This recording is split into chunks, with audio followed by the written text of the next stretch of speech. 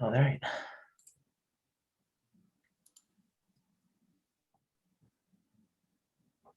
Oh, now I have to do that thing where I'm glad you got it to work though. yeah, I got it. Now I got to do that thing where I use second monitor. Oh, wait, that's right. I got to press. There we go. Okay. So now you can see just the presentation, correct? Or do you I see kind of notes? see half of your notes and half the presentation. Okay, let me try one more thing. Oh, I know. That's what I shared the wrong screen.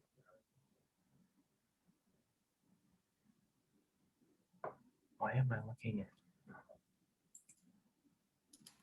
There we go. Okay, how about now? Looks good. Can you You can advance your slides? I can see my notes. Can Okay. you see just my slides? Yep, just your slides.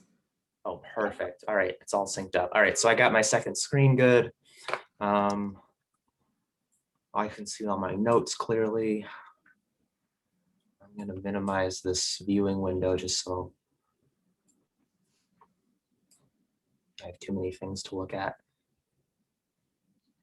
And then I'll just get on right when we start and just give people their instructions and tell them about the CEs and that sort of thing. It'll only take me a minute or two, and then you'll just take over from there. Okay, and I have my phone here. I have it on silent just because people could call at any time, but if you text me, it should vibrate, so I should Okay. see it. Yeah, we had a little bit of problems yesterday too, and I just got on and said, no, you're kind of breaking up, and we just gave it a few minutes and it came back on. And I'll just encourage people to ask questions as we go because I don't know if I'm going to have like a ton of time at the end to okay, that sounds good. address. All right, well, I am going to go live here. Oh, we already are going live, so we're good. So I'm going to go ahead and turn my camera off and mute it, and then we'll just wait until 10 o'clock. Okay. So good. I'll see you in a little bit.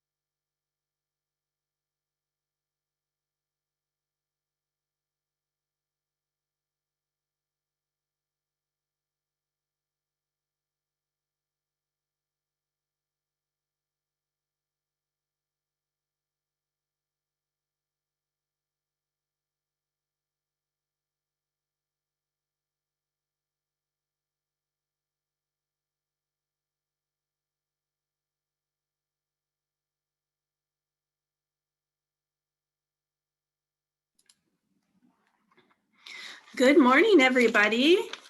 We are going to begin promptly at 10 here. We know everyone has busy mornings, and so we want to get started on time. I'm Anna Vivanti. If any of you guys don't know me, thanks for joining us. I see a lot of our names on here. We're on the medication training yesterday, so thanks for joining us again. I don't know where you guys are at in the state, but it's very dreary and wet here in the Rockford area, so a little bit hard to get started this morning, and my allergies are going. So I have my coffee and I'm ready to listen to some info on personality disorders and get going here. Just a few things before we start. I see some questions already about cameras and volume. So if you are on your laptop or your desktop, make sure your volume is turned up. Our volume is working on our end. So if you can't hear anything, you need to make sure your volume is turned up. Your cameras are disabled and your volume is off, so we cannot see you and we cannot hear you. The only way that we can interact with you guys is through the chat box. So if you go towards the bottom of your screen, if you're not familiar with Zoom, you'll see a little box called chat. If you pull that up, you'll see that people are already starting to have conversations in here and say good morning. I will say that just above the box where you type your information in, there's a little drop down. If you click on that, you need to make sure that the all panelists and attendees is selected. Right now, it's probably just says all panelists, so your information and your comments are just going to come to myself and Tyler. But if you pull that down and you select the all panelists and attendees, then everybody in the group can go ahead and see your messages. Joanne says, good morning, lovely people. That's nice. We are recording this today, so if you guys want to go back later and rewatch this, or if you have people that want to in your office see it, we will go ahead and post this on our website. We're also going to repeat this training, I think it's June 3rd. We're going to do this one again. So if you have people that want to register and watch it, we're going to do the same one again.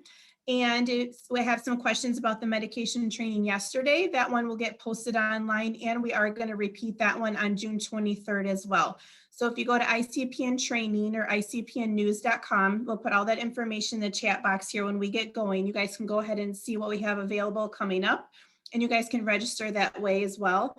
And if you want to receive those mailings that come to your email notifying you of when our upcoming trainings are, you can go ahead and click on the, I think it says like click here to register for upcoming trainings, and you can get that information sent to you via email as well. Let me see if I got everything here. CEs will be emailed to you from Jenny Gra within 10 to 14 business days. Just give her a couple weeks to get them out since we do have large crowds. If you don't receive it after the 10 to 14 business days, then you can go ahead and reach out to her and she'll make sure that she gets that to you. She's on today, so she'll go ahead and put her contact information in the chat box as well, so you can go ahead and get a hold of her. And at the end of this training, you will get an evaluation that pops up. It should only take you a couple minutes to fill out, but if you could do that, that would be great. This is Tyler's first time presenting to a crowd this large, so we thank him, and I assured him that we are an awesome group. The DD community is awesome, and that we are appreciative and supportive, and we will be awesome for him. So let's give him a nice thank you for doing this for us as well. And I think we are ready to get started, Tyler. All right, thanks for blowing up my spot. Yeah, so this is the first presentation I've done for a larger group for sure, but I have been doing trainings for ICPN for some time. I'll start by talking a little bit about myself and why I'm poised to talk about personality disorders in this population. I began my undergrad career in Boston, where I got my bachelor's in psychology. Initially, I had a real passion for working with children, still do. During college, I was fortunate to have a co-op experience where I worked as a case manager in a home for a couple of guys with intellectual disabilities and autism. After college, I spent some time as an ABA provider, doing discrete trial training. I was a paraprofessional. And that is sort of the background that propelled me into a doctoral program at Adler University, where I got my clinical degree. And during that time, I was lucky to have had several really great practicum experiences at Trinity Services in the behavioral health department, both as providing assessments, mainly for autism spectrum disorders. And I also worked in the psychosocial rehabilitation program as well. completed a doctoral internship providing therapy and assessment at a specialized clinic in New York City in Manhattan for intellectual disabilities and mental illness. And then prior to joining SST, I served as the director of one of Trinity's psychosocial rehabilitation programs, which is an intensive milieu day treatment program. We served approximately 40 clients, and we did individual therapy, group counseling, community integration for those with mild intellectual disabilities and comorbid mental illness. So I've sort of, as you can see, been developing my career working with individuals with intellectual disabilities. And specifically, I've been working quite closely lately with individuals with personality disorders, and it's that I hope to bring some information about that to you today. So let's just jump right into it. What? There we go. All right. So I'm going to start by referencing very broad. I'm going to start broad, focusing on just personality disorders in general, not specific to the IDD population. Currently, we're using the DSM-5, the Diagnostic and Statistical Manual. 5th edition was published in 2013 by the American Psychiatric Association. It's been around for quite a while. As you can see in these pictures, there's been many iterations over the years. But largely, as I will get to shortly, it has not changed for quite some time. So personality disorder is an enduring pattern of inner experiences and behavior that deviates markedly from the expectations of an individual's culture, is pervasive and inflexible, has an onset in adolescence or early adulthood, is stable over time, and leads to distress or impairment. So one point that I'd like you to note is from this definition, we can already see that in some ways, and in some ways that we will see as we continue throughout the presentation, it can be very difficult to identify personality disorders even in the typical population, right? You know, as we'll see, there are often times where maybe the distress or impairment component isn't there.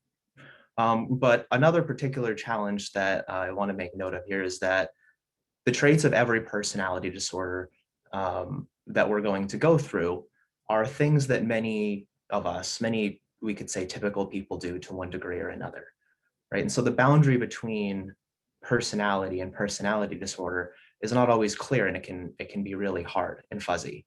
And that's going to be even more difficult in individuals with intellectual disabilities, as we'll see. But it was actually for this reason, for just a brief side, if you'll follow me on a brief side quest here, it was for this reason that when the DSM-5 was in development, the working groups that were putting it together were proposing a more dimensional approach to diagnosing personality disorders. So you can see in this bottom right diagram here, right, with a dimensional approach, we look at things like various personality traits on a spectrum of how much of this do you have, right? Are you introverted or extroverted, but where do you fall in a continuum? Okay, so in the end, the proposals were deemed far too radical for the DSM-5, and they ended up sticking with the categorical approach. The categorical approach is what the current diagnostic manual that we're working with takes to diagnosis. A categorical approach to assessment relies on diagnostic criteria to determine the presence or the absence of disruptive or other abnormal behavior. Whereas a dimensional approach, right, we would think of things on a continuum. So we would maybe label frequency or severity. But this is the world that we're working in. So categorical approach. What I want you to make note of here is that it's finite, but it is a very large combination of symptoms that you could make from these 9, right? So this diagnostic criteria right here is for borderline personality disorder. And you can see that at the very end where I highlighted as indicated by 5 of the 9 following, right? I'm not going to go into these yet. We will come back to borderline, but you can see that if you only need to have 5 out of 9, you could have 2 individuals that technically meet the minimum criteria, but have varying different presentations. again, coming back to the point that it can be very challenging to identify personality disorders in individuals because they don't always look exactly the same. Now, while the categorical approach was retained, I want to note that there was a pretty significant change in the DSM-5. There were many, but this is one that I want to focus on right now. Previously, you may recognize if you've seen psychiatric reports, their hospital discharge forms. You'll see that they used to use an axial diagnostic system where there's 5 axes. Each axis denotes a specific aspect of the person or the situation that they're in. In the DSM-4 and for many years prior to that, clinical syndromes and disorders were listed here on axis 1, right? So axis 1 were the things that we would most typically consider mental illness, anxiety disorders, depression, bipolar disorder, things of that nature, things that they're negative internal experiences that a person has, but they're not necessarily long-standing patterns of behavior. So I could have an anxiety disorder where I feel marked anxiety, but that may or may not change the way that I interact with people or I function on the job. Now, in the multi-axial system, personality disorders, as you can see on axis 2 in the middle column, they were viewed as the lenses through which you could view an individual and the presenting problem that they were coming with. They're like the lens through which we're viewing axis 1. Personality disorders and intellectual disabilities were both on axis 2. So the DSM-5 has done is we've dropped the axial system completely. We no longer use the axial system. There are still ways to capture all of the same information, but the information is no longer presented in 5 axes. You'll still probably see this written out for many years, but in client charts. But what the DSM's discontinuation of the multi-axial system does is it subtly discourages the perspective that personality disorders and intellectual disabilities are kind of lenses through which to view clinical syndrome. And in effect, it lowers it to the level of all other clinical syndromes, right? It takes personality disorders off their special pedestals and in theory can remove somewhat of the negative pejorative connotation that personality disorders often have. And this is consistent with the DSM-5 stance that psychiatric disorders and psychological distress have a neurological basis, even if we haven't discovered what that basis is. The theoretical assumption of the DSM-5 is that all psychological issues stem from something that can be traced genetically to the brain. Here's a quick snapshot of the personality disorders as they are at this time. They're broken into 3 clusters: the autocentric type behavior personality disorders. We have the dramatic and emotional. You've got your antisocial and borderline there, which I think most people are familiar with. And then anxious, fearful. So I'm going to go through what each of these are, and I'm also going to talk about the ways that we might look at these a little bit differently for individuals with IDD. Now, the way that I'm going to do that, so far I've been focusing pretty specifically on the DSM-5. So we're going to be looking at the DMID-2. Now they work hand in hand. The DMID-2 was published by the National Association for the Dually Diagnosed, the NADD. If you haven't heard of them, highly recommend getting involved with their organization. They put on a great annual conference. There's their website there. Really great resource for working with individuals with intellectual disabilities and mental illness. So what the DMID does is it takes the DSM-5, goes through for all the diagnoses, and it makes adjustments, it adapts it, or provides suggestions for things that, or ways that the information can be adapted. There's a wealth of information there too, just for making considerations, research that's been done, research that exists on applying these diagnoses to individuals with comorbid mental health needs or the dually diagnosed. I'm going to make a point here, since we're at the intersection of individuals with intellectual disabilities and mental illness. So Dual diagnosis is often used by the addictions world to refer to somebody who has both a drug and or alcohol addiction and a psychiatric illness. We often in the DED world will use dual diagnosis to refer to somebody with a developmental disability and mental health issues, dual diagnosis. That is how I'm going to be using dual diagnosis. I say this only so that you don't get confused if you hear dual diagnosis used in another context. So I want to talk a little bit broadly before we get into the specific personality disorders about some broad things that we want to consider. And this is going to be guided somewhat by, mainly by the DMID2's recommendations. Right? So developmental processes in individuals with ID. Delayed development can result in an immature or a less completely developed personality with traits of personality disorders. Right? And this can set up cultural expectations in people with IDD that may differ from normal expectations, right? So like, for example, individuals with disabilities, they may be like, they're less likely to show normal progress at school, for instance, right? So there are a lot of ways in which delay is slower. Diagnostic overshadowing. What diagnostic overshadowing is it's basically it means that it refers to the fact that individuals with disabilities are likely to present with some features that are the same as those of personality disorders. Example, lack of empathetic responding. The concept of empathy, as you will see as we move forward, it appears in many diagnostic classifications for personality disorders, as you could understand. Empathy also involves perspective taking. And perspective taking is a significant developmental skill, right? So there are likely individuals with intellectual disabilities typically are likely to have significant impairment in their ability to take others' perspective. By extension, empathetic ability is going to be challenged by that, right? Another thing that we often see is an example is depression. Depression often presents in individuals with intellectual disabilities, not always, but it is a common manifestation to see agitation, grumpiness, defiance, right? Which a lot of times get brought up as behaviors, right? Part of the disability.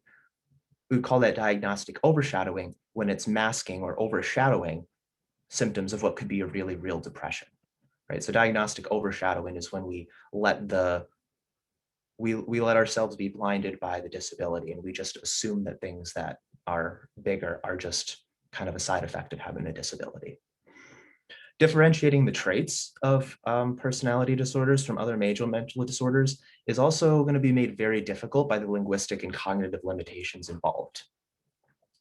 Right, there are a lot of, as a clinician myself, who does assessments and diagnostics evaluations with clients, there are very few personality inventories that are appropriate for me to measure, if any, really. They are typically written at a minimum of a high school level.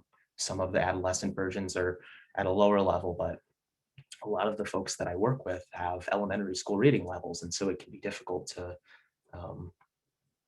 collect that information.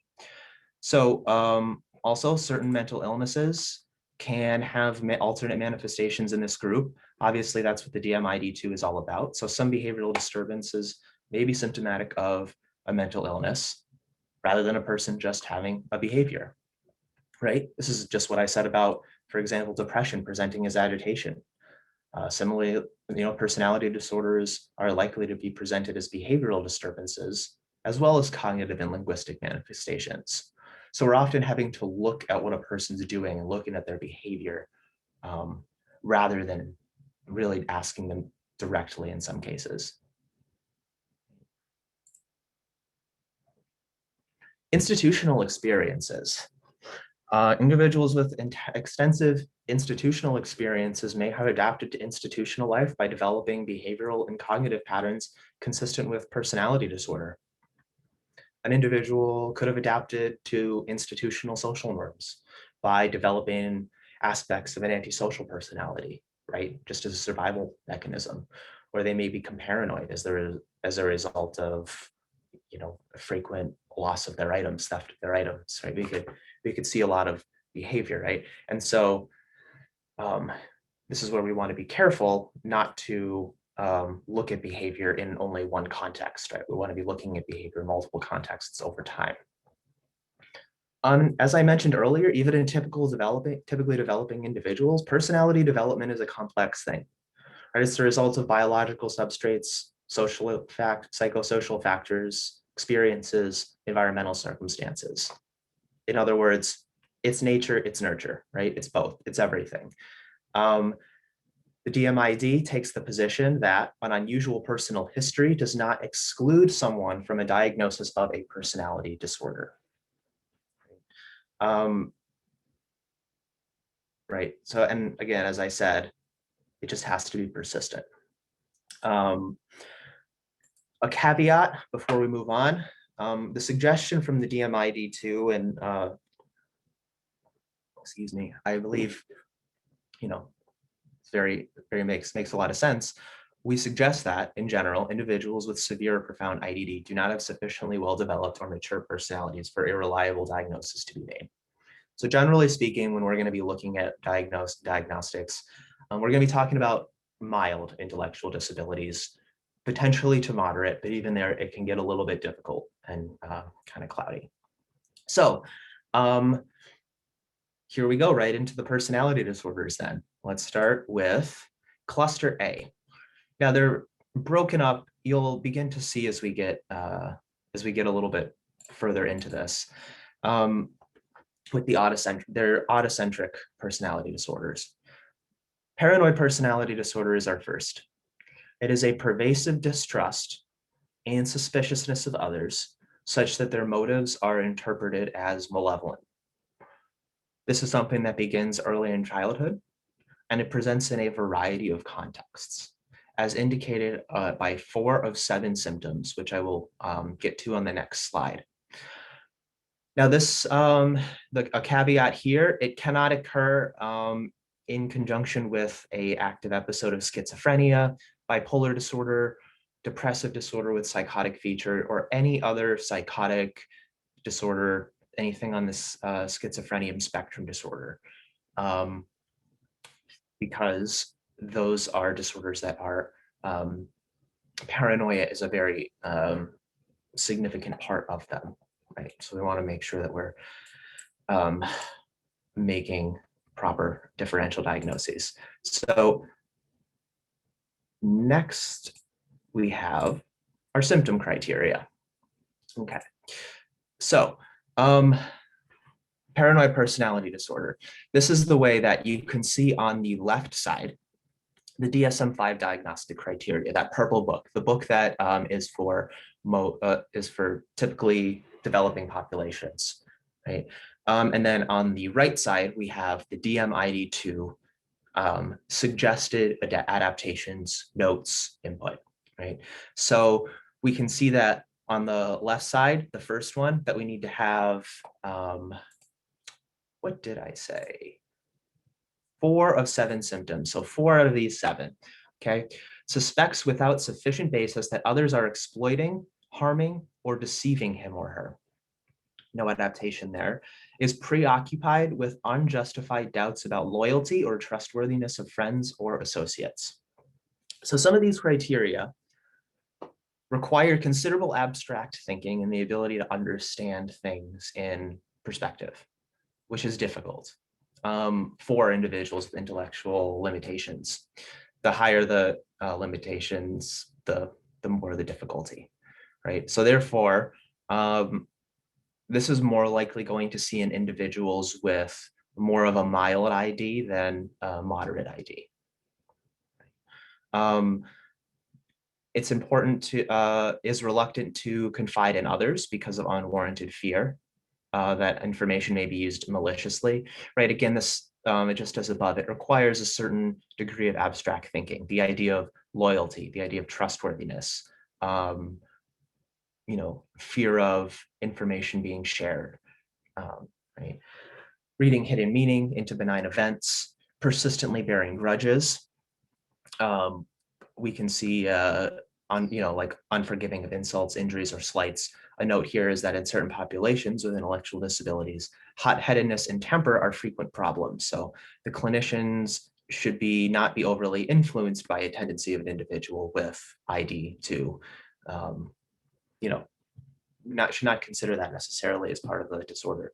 So perceives attacks on their character or reputation, and has recurrent suspicion without justification regarding the fidelity of a sexual partner. Here, I'm reminded of a really great presentation that the ICPN conference about sexuality, and the fact that most people with ID have had lifelong restrictions on intimacy or have not been able to, express that intimacy in a way that feels true to them.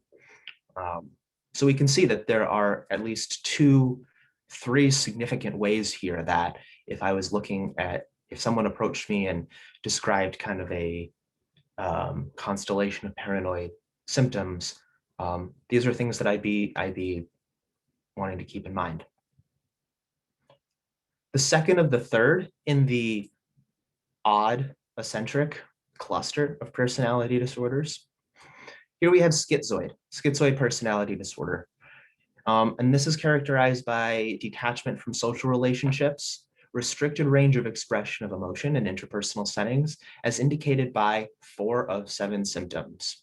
It's important here that this does not occur during these schizophrenia spectrum disorders, just like I mentioned before, with the addition of autism spectrum disorder, right? There's a lot of overlap between the symptoms of schizoid personality disorder and autism spectrum disorder. The way that you can think of schizoid, the word zoid kind of rhymes with droid, which is kind of like an android.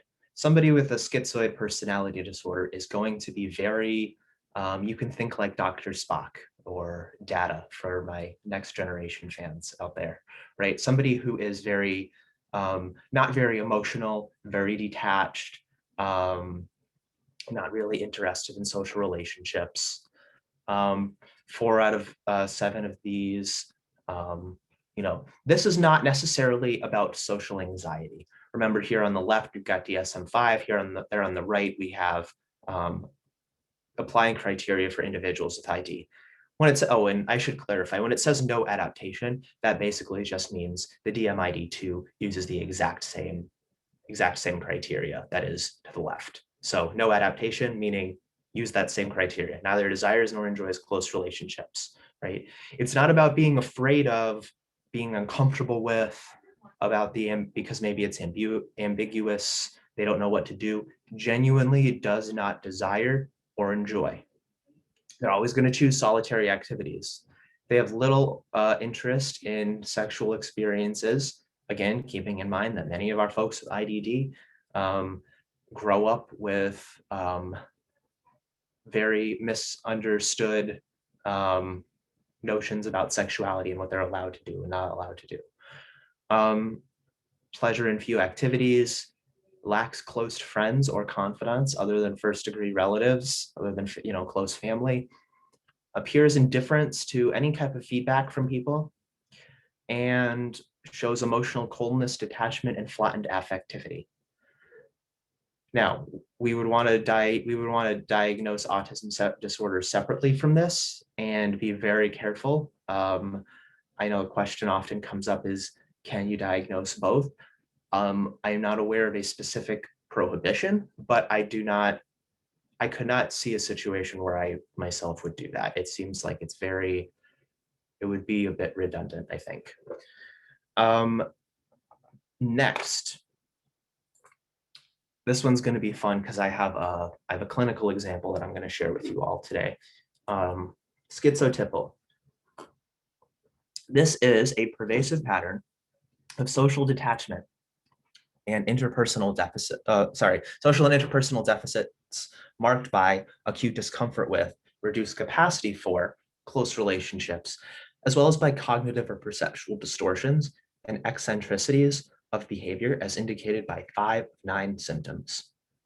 And again, cannot occur within the context of some type of a psychosis related disorder. Now, I will say the way that I like to think about schizotypal personality disorder is it's a distant cousin to schizophrenia, where we're not necessarily going to have full-blown positive symptoms of delusions, of hallucinations, of, you know, detachment in certain ways, right? You can think of it almost as like a very light form of schizophrenia in the form of a personality disorder. And you'll see what I mean coming up next, right? So on the left, the DSM-5, on the right, criteria adapted by the DMID-2.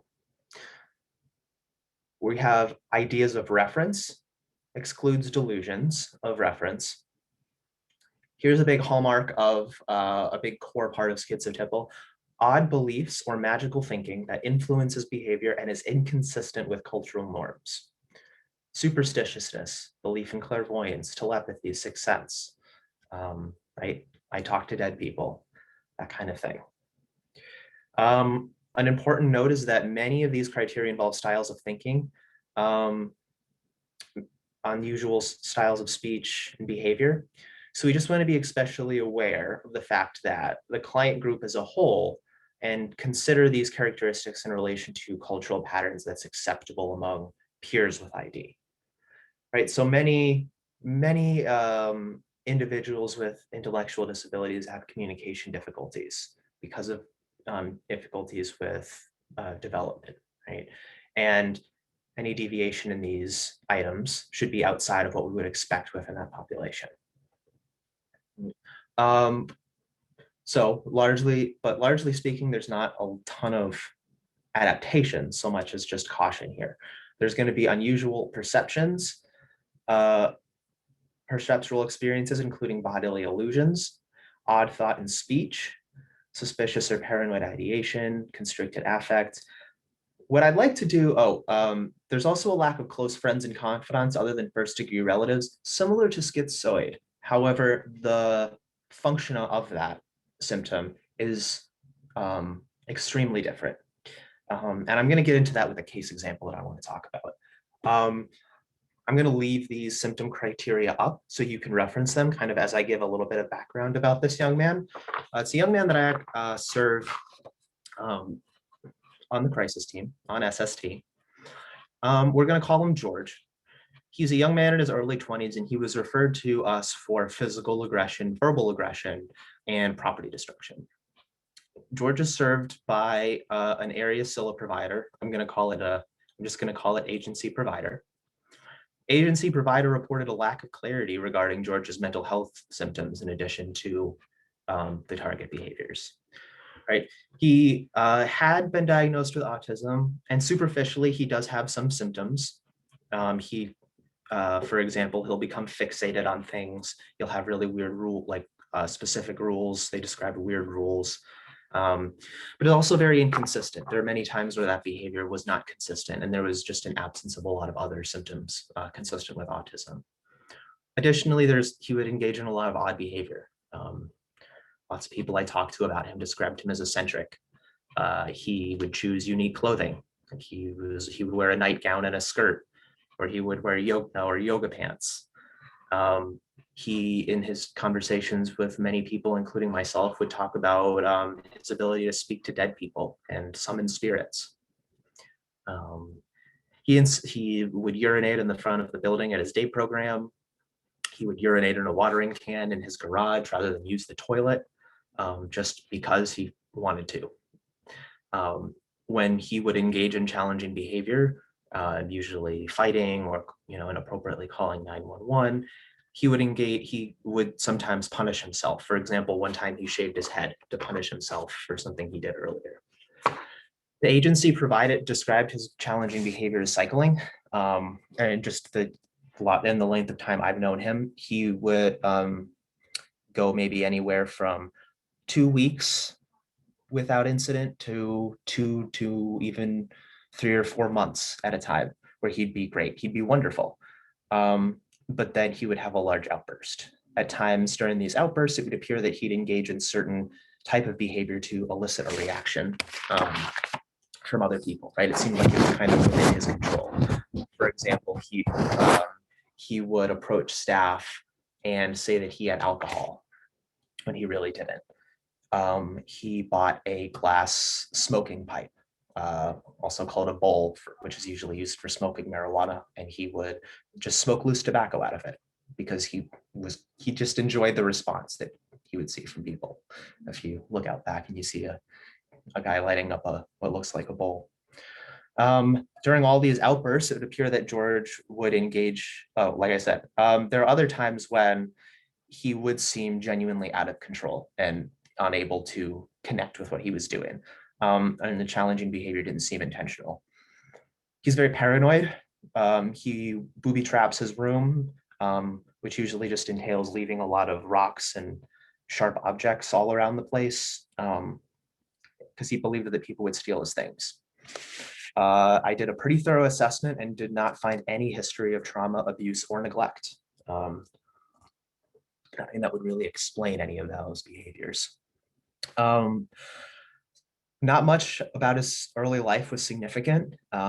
Special education, behavior problems started around puberty, mostly related to just verbal aggression, defiance, elopements. Mom described him as very flight or flight, so he would just run away in response to being angry into limits.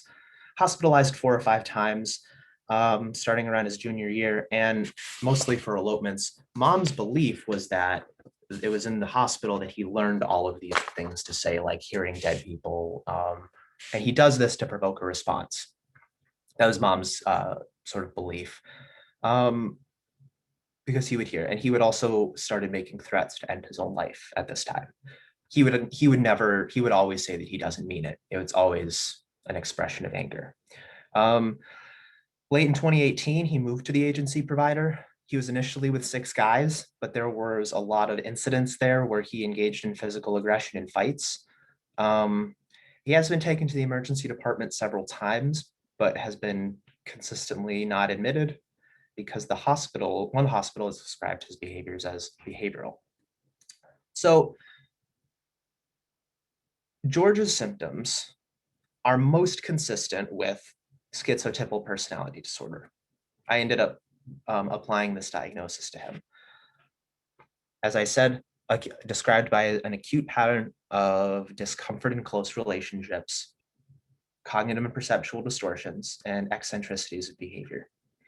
So with regard to George, individuals with schizotypal personality disorder, they're often superstitious, preoccupied with paranormal phenomena outside the norms of their subculture. This is clearly outside of his subculture and inconsistent with anything in his family. I did do a pretty extensive interviewing with Mom over several months. George consistently discussed his ability to talk to dead people and to summon spirits, which is consistent with criteria 2, odd beliefs or magical thinking that interfere with behavior or that influence behavior that is inconsistent with cultural norms, right? Individuals with schizotypal personality disorder, they're typically considered odd or eccentric due to unusual mannerisms, unkempt manner of dress, not quite fit, that doesn't quite fit together in a sense.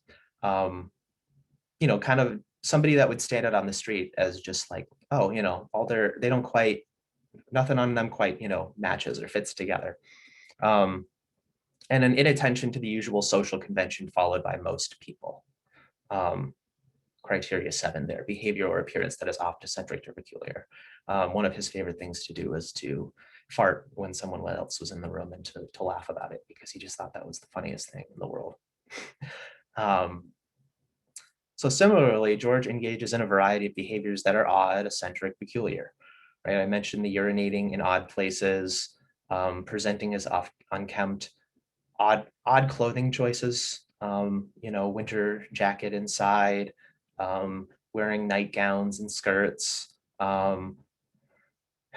He often, I mentioned the shaving of the head.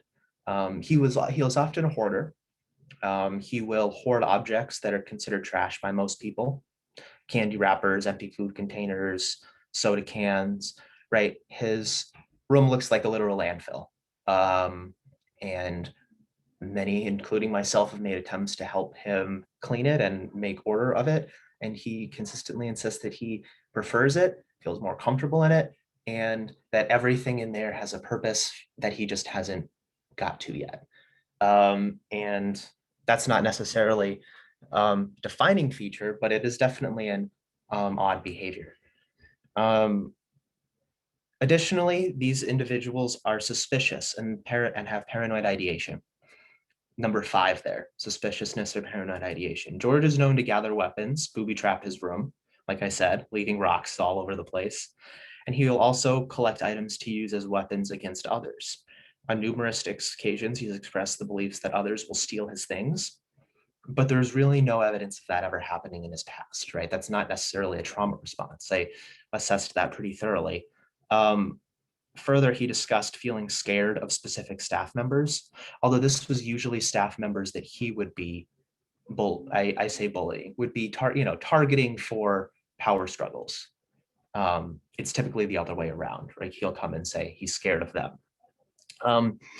The reason that I mentioned, the lack of close friends or confidants within first degree relatives.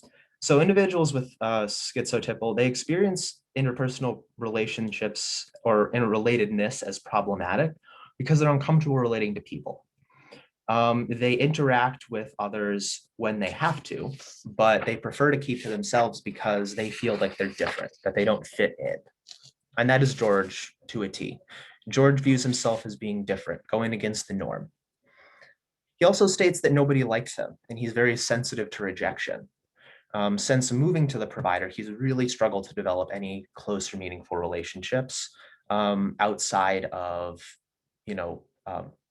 preferred staff. But even those can at times be conflictual in nature, and almost all of his peer interactions are conflictual in nature. He really doesn't have any friends other than his family. His family is kind of his life. He would only prefer to live with them if he could.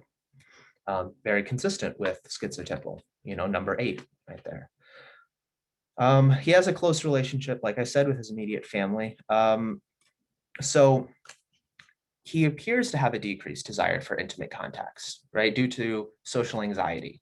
He would not necessarily endorse being socially anxious if you asked him directly, but the social anxiety is associated with schizotypic personality tends to be expressed as suspiciousness and paranoia regarding others' motivations. Right, number 9, excessive social anxiety that does not lessen with familiarity. Right, it's an anxiety about what others are up to, basically. This helps contextualize an incident that actually happened when he first moved into Asila with 6 other men and became physically aggressive. He clearly learned that physical aggression worked for him early in life because it allows him to escape uncomfortable situations. That's something I learned from Mom. And he was uncomfortable, right? When he moved in with 6 brand new people coming directly from living at his home with his family, he lashed out. And this is evidenced by a decrease in physical aggression once they moved him to a place where there was only one peer who was significant older, almost could have been his father. So that was a little bit more, that was less ambiguous for him. Subsequent instances of verbal aggression usually are just the results of being triggered at day program with peers. He gets along with peers okay, but generally speaking, he prefers a smaller environment.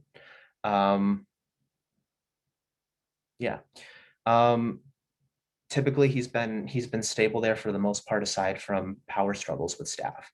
But this is an individual who, in all the major ways meets the criteria. There are a few other ways that he meets criteria, but just for the instance of giving you a quick snapshot, that is George.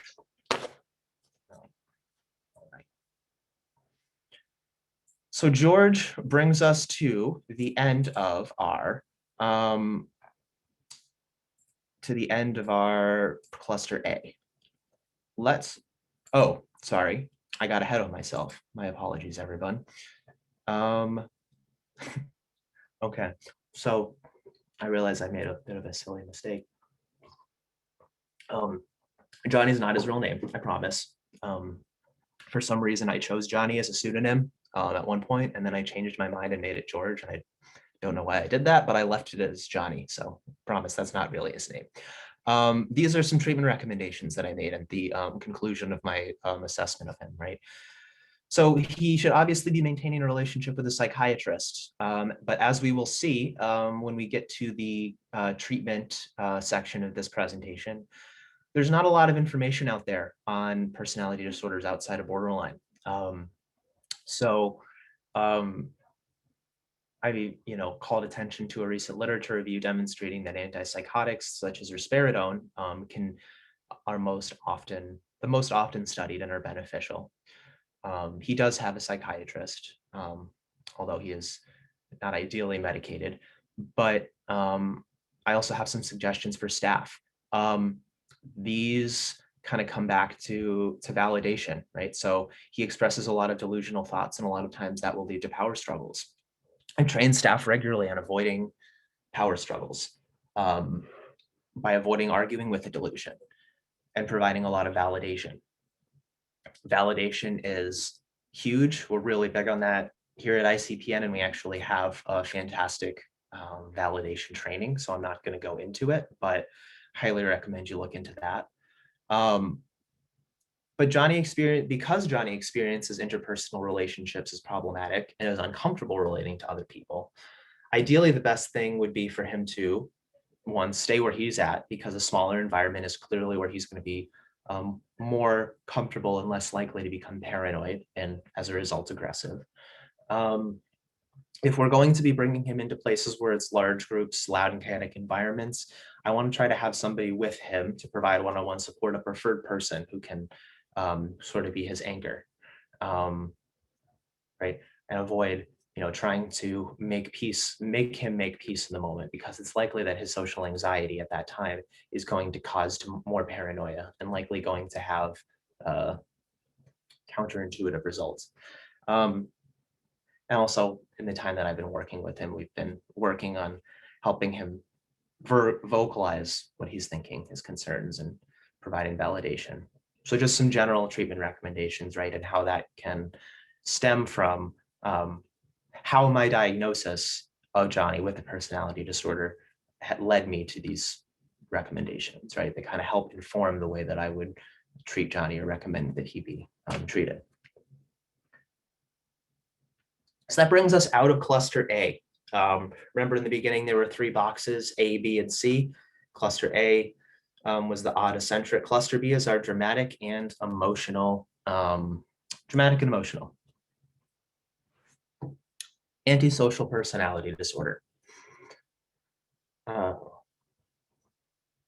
This is a pattern of disregard for and violation of the rights of others occurring since the age of 15. The DMID2 bumps that up to 18 if you have a disability. Is indicated by 3 of 7 symptoms, which we will get to. Individuals got to be at least 18, 21 if IDD. Again, when we make slight adjustments there. There has to be evidence of a conduct disorder with an onset before the age of 15, 18 if it's IDD. Now, one point that I want to make here, I think with the popularity of true crime shows and horror movies, a lot of people think like, what's a psychotic person, right? What's the person like a serial killer, right? Like a psychotic person or a sociopath. Those aren't really things that exist in the DSM. Those are theoretical constructs. What most likely somebody like that we would identify as antisocial, right? Antisocial does not mean I just don't want to hang out with people, right? Oh, I'm being so antisocial right now. I just don't want to go out on Friday. And that's how we mean we say antisocial. Antisocial is, as the definition suggests, it is acting in opposition to the social contract in a sense, right? Some of that is memorialized in laws, right? Traffic laws, don't murder people, right? But also just general um, unspoken laws, right? Like just being kind to people, not stealing things, right? Things that we all just like to assume that as human beings, we all kind of abide by this social contract. And people with antisocial personality disorders do not. They do not have empathy for other individuals, and they use the fact that other people have this social contract against them in a way to take advantage of other people. The diagnosis of antisocial: failure to conform to social norms with respect to lawful behavior as indicated by repeatedly performing acts that are grounds for arrest. Okay, obviously, we want to note that we have to assume that the individual actually understands that something is wrong, why it's wrong, and that it's illegal. Right? The higher the ID, the more severe the ID, the more challenging that becomes. Deceitfulness, repeated lying, use of aliases, conning other people just for fun or for money, right? Lying to people to get things from them, taking advantage of them. Impulsivity, failure to plan ahead. This gets tricky because, right, individuals with intellectual disability, as a part of having that disability, are often have more limited impulse control. Irritability and aggressiveness, as indicated by repeated physical fights and assaults. Keep in mind, that is one symptom. That is not the only symptom that you need to call in order to diagnose somebody as antisocial. Reckless disregard for the safety of others. Consistent irresponsibility, as indicated by repeated failures to sustain consistent work. Obviously, we want to make sure that they have the functional ability to do so. Lack of remorse, as indicated by being indifferent or rationalizing having hurt or mistreated. So not having empathy, stealing from other people, hurting other people, letting other people down, and experiencing no negative feelings, experiencing no guilt, right, is kind of a hallmark of antisocial personality disorder. Yeah, it's a heavy disorder. It's a heavy diagnosis, and not one that should be made lightly. Yeah. Do not have an example that I'm going to share about that today. Instead, what I would like to jump over to is borderline personality disorder. So I feel like this is, if I asked a room full of people to tell me about to name a personality disorder, it would probably be borderline, right? It's the most commonly thought of. It's a pervasive pattern of instability of personal relationships, self-image, and affects as marked impulsivity beginning by early adulthood and present in a variety of contexts, indicated by 5 and 9. So the case that I'm going to make here is that borderline personality disorder is something that we want to be very careful about diagnosing, because due to the very nature of the context in which many individuals with ID develop, borderline behavior is very common, as I will explain. Right, so borderline personality disorder is characterized by, well, at the end, broadly speaking, we can look at it as it includes unhealthy and unstable relationships, emotional layability. What I mean by that is emotional difficulty keeping a base emotion, right? Being really high and really low, right? Really like, I don't want to say manic, but just really high and versus very low, as well as impulsivity, right? Again, remember, as I showed in the beginning, we only need 5 of 9 symptoms, right? So frantic efforts to avoid abandonment, right? Here, this gets challenging because people with IED are going to be much more reliant on caregivers than other sections of the population, right? So we want to take this cultural difference into account, right? Because if I'm completely reliant on other people to help me pay my bills, to help me go shopping, to help me shoot, maybe go to the bathroom, right? I'm gonna be critically, I'm gonna be pretty frantic to avoid that. I'm gonna frantically avoid losing that support if I perceive that as in some way unstable or leaving. A pattern of unstable and intense interpersonal relationships characterized by alternating extremes of idealization and devaluation.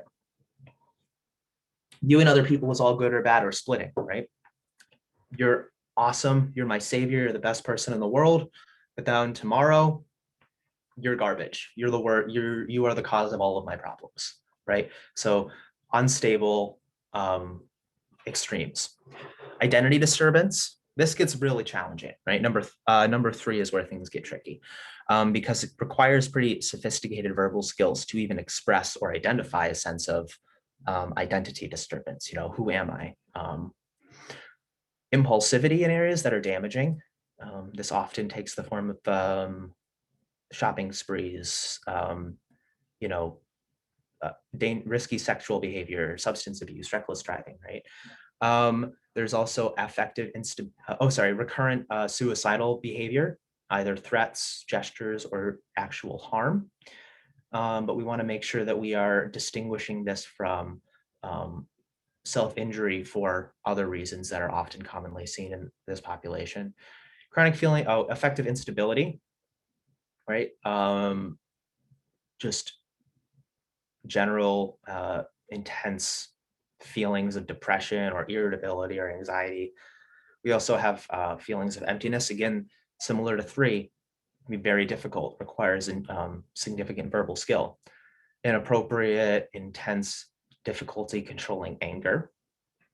Again, we can see this with the impulsivity and with the difficulty controlling anger, how it can be very easy to misapply this in certain situations, and transient stress-related paranoia or dissociative symptoms.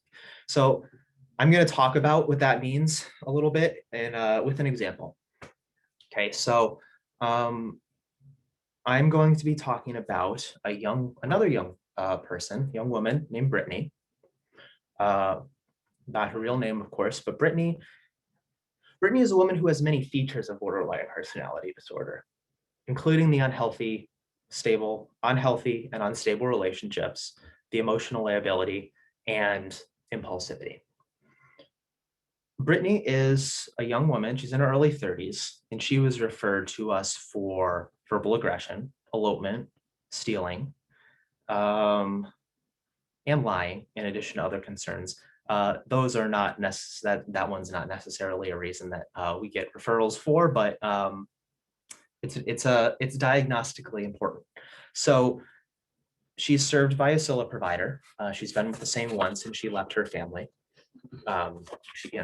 She moved from her family home to a SILA provider.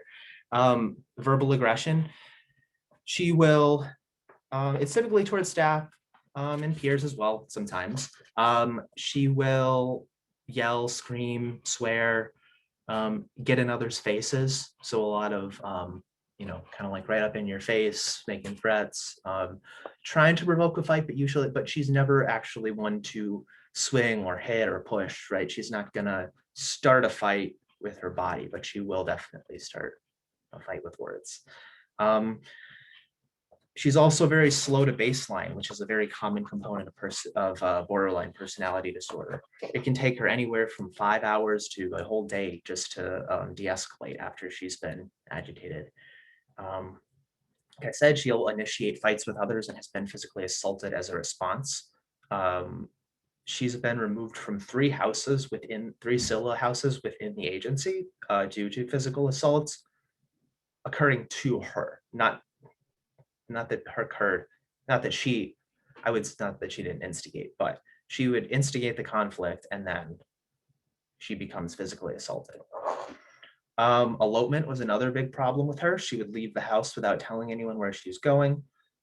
She has a decent but not strong sense of direction and has certainly wandered into unsafe areas, but she lives in a relatively safe area. She currently lives within walking distance of a hospital. and has walked there in the past when escalated. She has a few medical issues, such as lupus, and that will sometimes trigger a lot of anxiety, which will sometimes cause her to go to the hospital.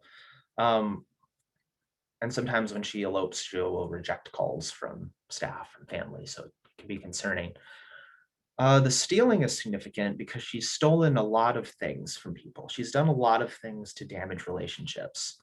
She has stolen credit cards, cash, checks from other people.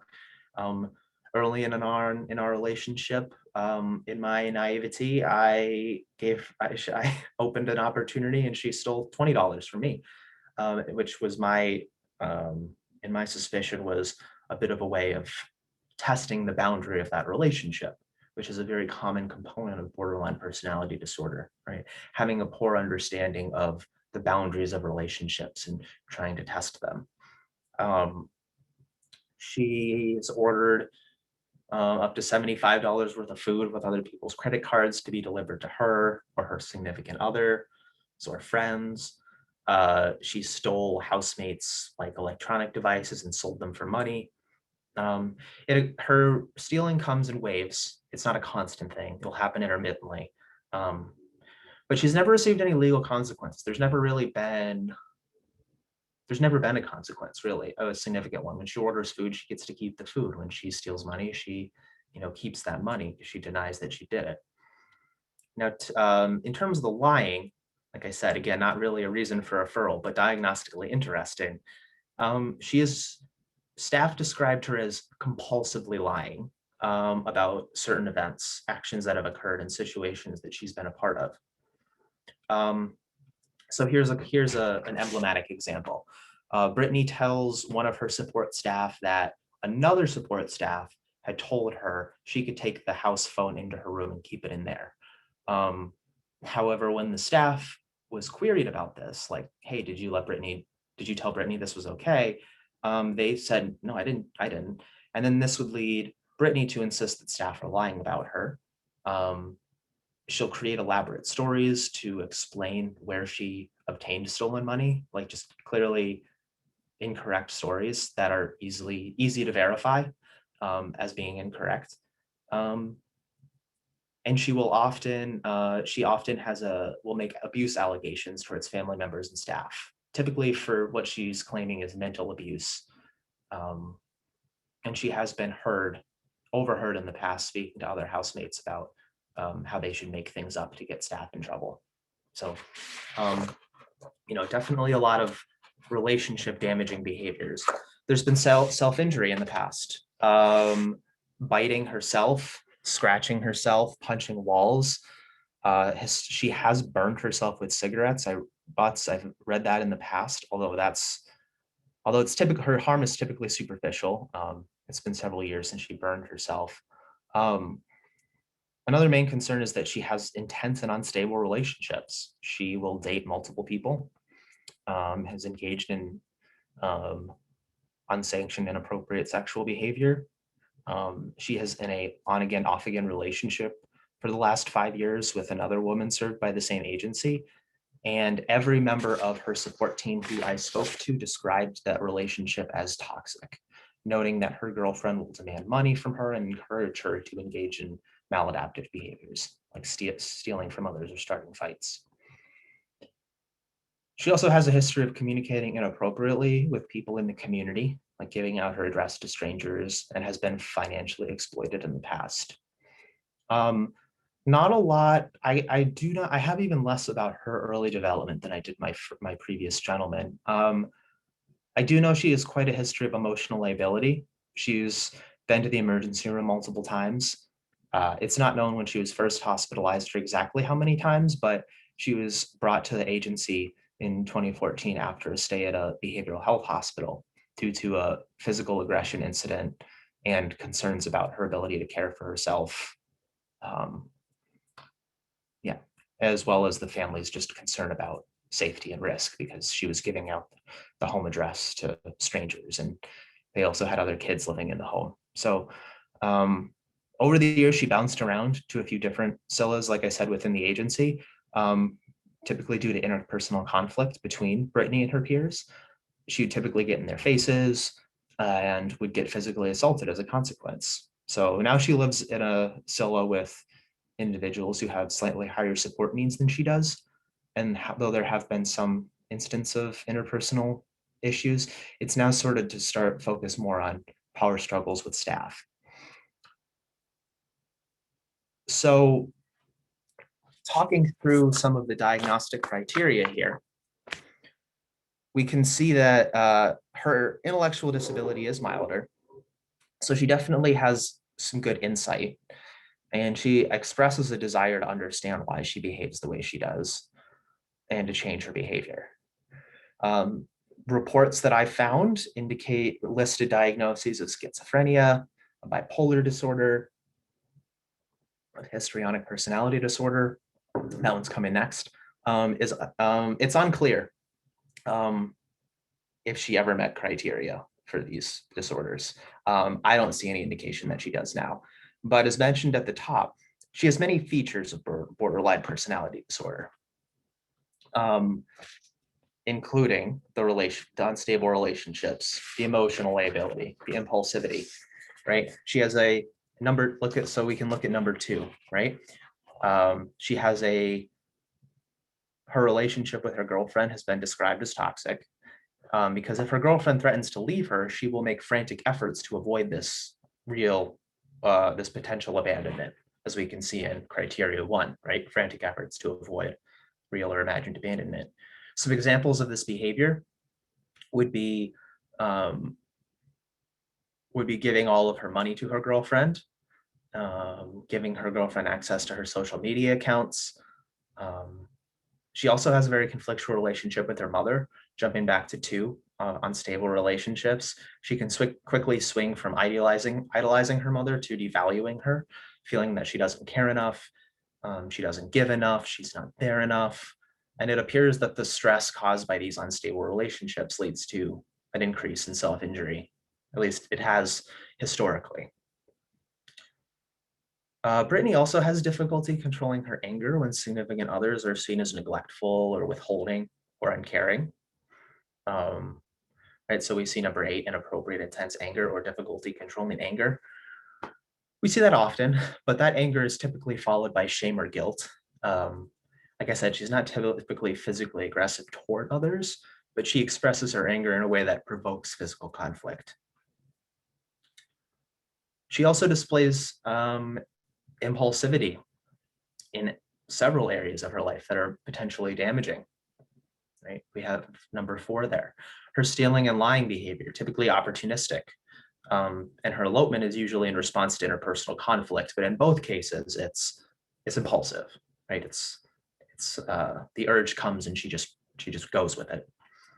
And her lying and impulsivity can escalate to the point that she becomes paranoid and verbally aggressive, right? Number 9, transient stress-related paranoia. For example, Brittany wanted to visit her mother one weekend. Her parents are divorced, by the way. So she then texted her father saying she was going home with her mother, to which she asked if she could move in with him. Even though her father never replied, she told staff that she was moving in with him and packed her belongings. And then staff tried to contact her mother to be like, hey, what's going on? What's the situation? She became verbally aggressive and accused staff of making false statements against her, and then called her service coordinator, reported that staff were making verbally abusive comments to her, calling her a liar, because she wanted to live with her father. And it took about 7 hours to de-escalate. So we can see this very paranoid, stress-related reaction. You'll notice that when I talked through all of these, despite the fact that Brittany has very strong verbal skills, I did not touch on the identity disturbance, really, and I didn't touch on the feelings of emptiness. And that's because that's a really difficult thing to assess. Borderline personality disorders. Now, again, I believe that those things do exist within Brittany. I think Brittany experiences quite a bit of depression. Though she doesn't necessarily put it into words, there's definitely a lot of lying around in bed and not a lot of engagement in pleasurable activities. Um, and I do believe that it is in there, but she also very much struggles to articulate things like that. Borderline personality disorder research actually suggests that the core of borderline personality disorder is that disturbed sense of self. Number 3, like that's the core. You can have all the other symptoms you want, but that's sort of like the thread amongst it all. Key component of the disturbance of self in typical borderline is what we call a painful sense of personal incoherence, comprising feelings of unreality, emptiness, and a lack of continuity in the experience of self. So basically, there's this feeling of not feeling consistent in who I am, which leads to this lack of continuity in an experienced self. In other words, the idea that my existence comes to an end if I lose a close relationship. And that sounds a lot like a situation the situation for a lot of the folks that we serve, who are completely reliant on family or support staff for getting their needs met.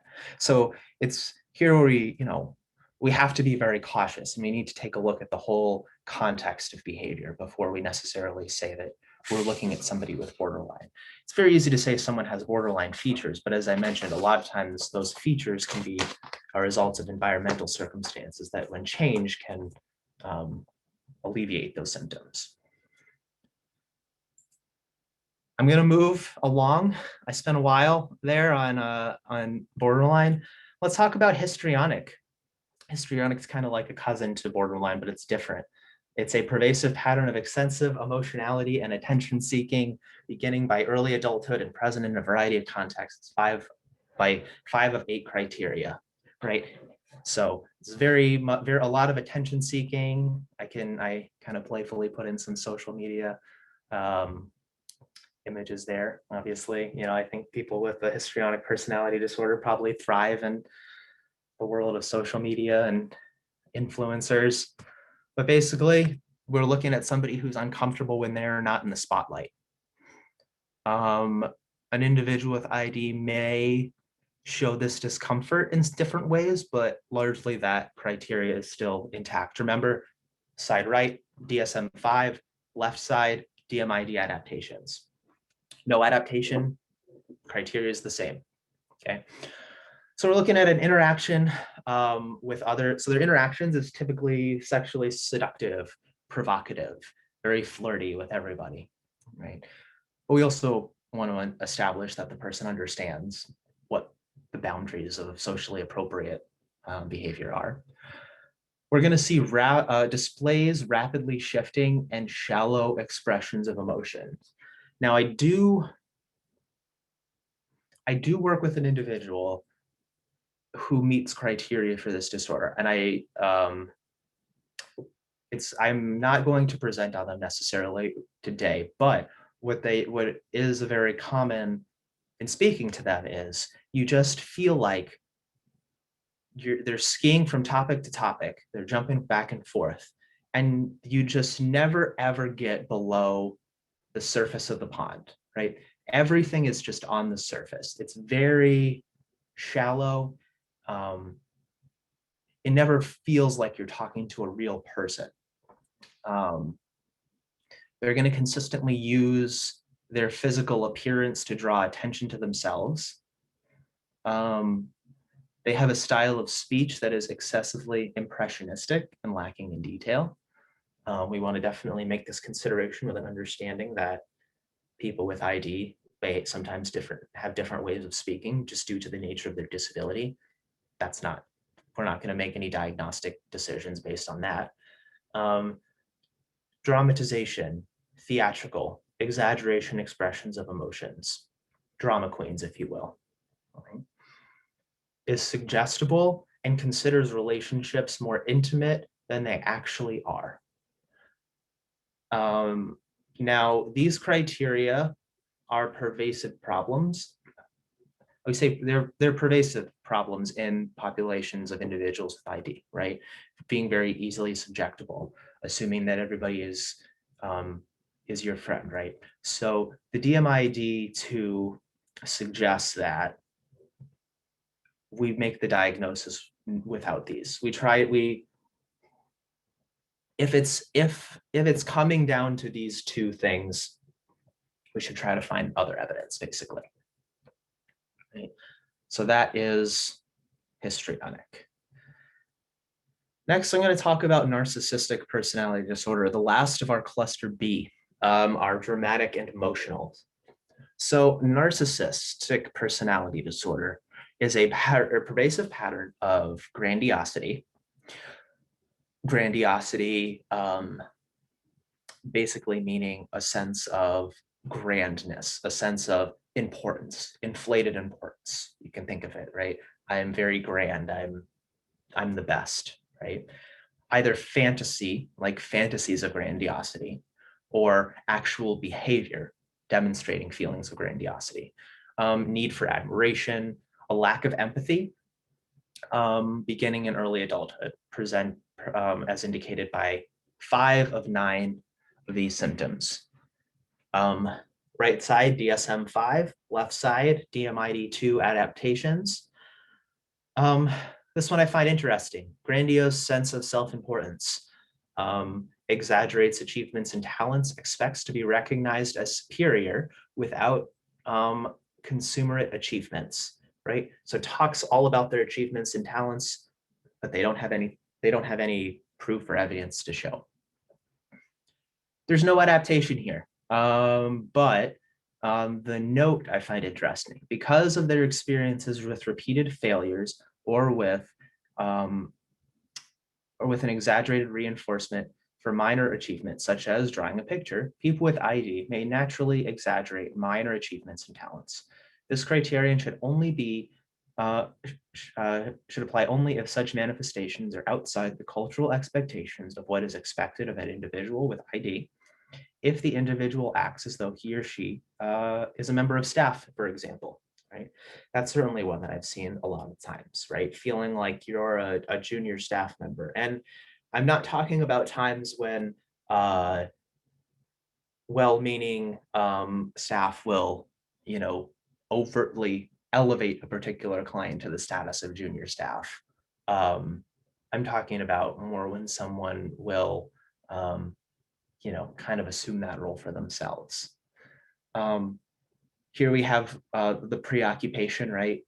Preoccupation with fantasies of success, power, brilliance, ideal love, belief that they're special and unique and can only be understood by or associated with high status people or institutions, right? I think of somebody who is only willing to interact with or consider arguments from people who, have advanced degrees or something, I don't know, something like that, right? So a note here is that a significant degree of developmental maturation is important for these criteria to apply. Children are narcissists, right? If functional maturation, right?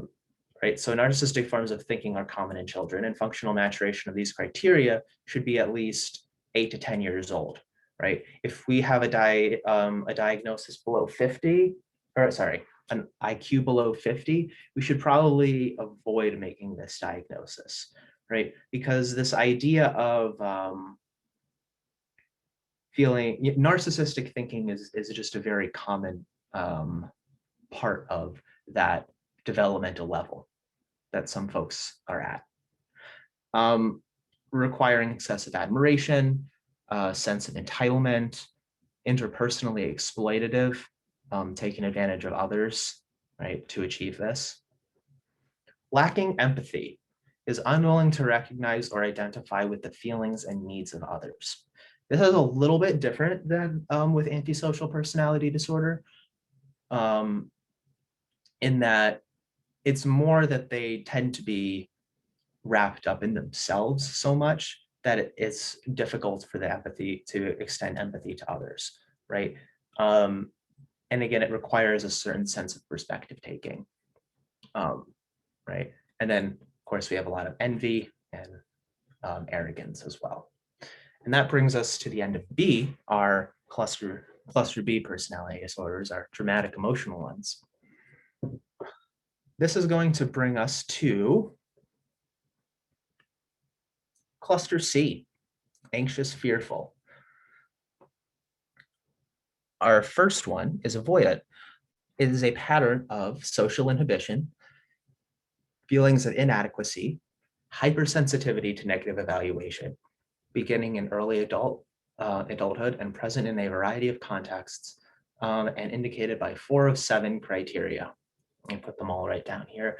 A general note for all of these things is that people with ID generally might have a greater incidence than people in the general population of avoiding situations, being unwilling to get involved with people, and social inhibition, right? Repeated criticisms of failure, of teasing, of rejection, right? Life circumstances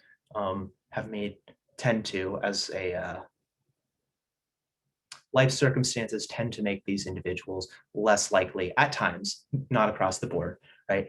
But more likely than the general population to be avoidant of new things, right? That said, this is not something that we don't have to throw out the baby with the bathwater. This is a pervasive pattern of inhibition, feelings of inadequacy, and hypersensitivity to negative evaluation. Again, this is going to be extremely difficult to parse out. We're going to want to be very cautious to examine an individual's history, right? History with negative feedback and evaluation. But that said, the DSM-5 diagnostic criteria are avoiding occupational activities that involve interpersonal contact because they don't want to be criticized, disapproved of, or rejected, unwilling to get involved with people unless they are certain of being liked, showing restraint within intimate relationships because of fear of being shamed or ridiculed, preoccupied with being criticized or rejected in social situations, inhibitions in new interpersonal situations because they just don't feel like they're good enough, viewing the self as inept, unappealing, inferior to others, and usually reluctant to take personal risks or engage in new activities if they prove embarrassing. So again, something that I would take great care before applying to an individual with an intellectual disability, but it is. In fact, cluster C is not an area where I spend a lot of time because I don't think that it translates well in general to the IDD population. Dependent personality disorder is able to be diagnosed in an individual with a typically developing individual. However, it cannot be diagnosed in people with intellectual developmental disorders. I'm going to show you why. I think it's self-explanatory, but I'm going to talk about it a little bit. This was the DSM-5 diagnostic criteria for dependent personality disorder. It is a pervasive and excessive need to be taken care of that leads to submissive and clinging behavior, fears of separation, beginning by early adulthood. Now, here we have to assume that the person is capable of doing all of these things. So has difficulty making everyday decisions without an excessive amount of reassurance from others, needs others to assume responsibility for most areas of their life, has difficulty expressing disagreement because of fear of loss of support or approval, difficulty initiating projects on their own, going to excessive lengths to obtain nurturance and support to the point to volunteering to do things that are unpleasant, feeling uncomfortable or helpless when alone because of fears that they won't be able to take care of themselves, urgently seeking another relationship as a source of care when one ends, being unrealistically preoccupied with fears of being left to take care of themselves. For reasons that I do hope are self-evident, we can't diagnose somebody with an intellectual disability with this because these are all parts of their life, right? They are oftentimes reliant on other people for their care and would have very real and legitimate fears if all of a sudden that support were to disappear. So the DMID2 stance is that we just don't do it. I'm going to talk a little bit about obsessive compulsive personality disorder. Although, as you'll notice from the bottom of the slide, the DMID2 does not really provide any, well, it does not provide any recommendations, alterations, or really even discussion of obsessive compulsive personality aside from acknowledging that it exists. I wish I had a great answer for that. I do. I've reached out to NADD personally, and I still not got an answer to that. However, it's not prohibited. I think it's unlikely to apply. This is a pattern of preoccupation with orderliness, perfectionism, mental and interpersonal control at the expense of flexibility, openness, and efficiency, beginning by early adulthood and present in a variety of contexts, indicated by 4 or more of the following. So these are type A people: perfectionists, preoccupied with details, lists, rules, order, to the extent that they lose the forest for the trees. Perfectionists to the point that it's counterproductive. Excessively devoted to work, workaholics, right?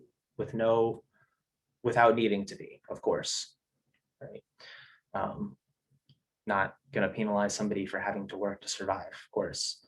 Overly conscientious, scrupulous, inflexible about matters of morality, ethics, values, right? Completely inflexible. Unable to get rid of objects they have no value. This is actually this is where hoarding used to exist before the DSM-5, where it was first mentioned.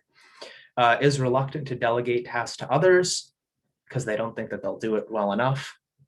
Adopting a miserly attitude towards self and others because money is viewed as something to be hoarded, and just generally rigid and stubborn. So while we can see some general overlap with some behaviors, I could also see some being misapplied in certain circumstances. So we just want to be careful with that. But that, folks, is the end of our section today about personality disorder clusters, right? So the main personality disorders that we know of. Now, what I want to spend a little bit of time talking about now towards the end here is I want to talk about what we do know about onset and course, as well as treatment and the way that treatment works for most typically developing individuals, and how treatment works for individuals with IDD. So in general, personality disorders, they emerge during adolescence or early adulthood. Borderline BPD, borderline personality disorder, it's most commonly diagnosed 19 to 34. More often than not, in the research and my experience interviewing families, usually around adolescence is when you start to see sort of an odd, just a peculiar pattern of behavior, right? You sort of start to see it poking its head out of the water. By definition, a personality disorder is an enduring pattern of thinking, feeling, and behaving that is relatively stable over time. Keeping in mind too that though the DSM-5 does take a neurobiological theoretical approach, there's still a lot about personality disorders and the structures and their genetic markers that we don't understand. I had previously included a slide, and I didn't, but in this presentation, just about sort of the history of personality disorders and how they've changed and evolved over the years, because the 10 personality disorders I covered today have not been the same 10 throughout our field's history, to say the least. But I think it's a bit outside the scope of today's topic. But in terms of remission, or the reduction in symptoms, reduction in severity, by definition, personality disorders don't necessarily go away, right? I can't treat a personality disorder away because it is a characteristic pattern of thinking. I can help people identify their thinking patterns and encourage them to choose to make better committed action through skill building and other exercises. But ultimately, time is the best treatment for many personality disorders, especially the ones like antisocial and borderline. This is coming from the DSM-5, antisocial personality as a chronic course, but it can become less evident or remit as the individual grows older, particularly in the fourth or fifth decade of life. Although this remission tends to be particularly evident with respect to engaging in criminal behavior, it's likely to decrease in the full spectrum of antisocial behavior and substance use, right? So eventually hit your 40s, hit your 50s, you slow down, you get tired, right? There's a drop in testosterone, time of menopause, and most people tend to, well, maybe the thinking process doesn't change, the actual engagement in antisocial behaviors decreases, right? The Golden State Killer case I think of, where he disappeared and wasn't, just kind of stopped doing his thing for decades, and they found him through familial DNA, retired basically, an old man, and he just kind of stopped. He didn't have a radical change or receive treatment, but he just got tired. um, Avoidant, there is some evidence that in adults, avoidant personality disorder tends to become less evidence with age, and I think that's pretty consistent with what we know about exposure and time. Substantial improvements. I'm going to refer a lot to BPD just because that is where the majority of the research has been conducted. But substantial improvements have been found in symptoms in 15-year follow-up studies. I cite a couple studies here. One by age 40, up to 75% no longer met all of the criteria that they previously did. Another study referenced here, a 6-year prospective study where they followed 290 patients with borderline. And we found that 73.5 patients in the study met criteria for remission after 6 years. Remission meaning just no more active symptoms.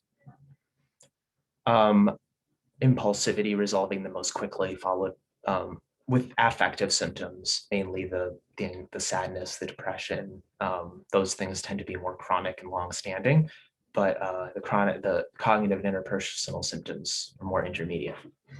So always there is a bright side, with this stuff.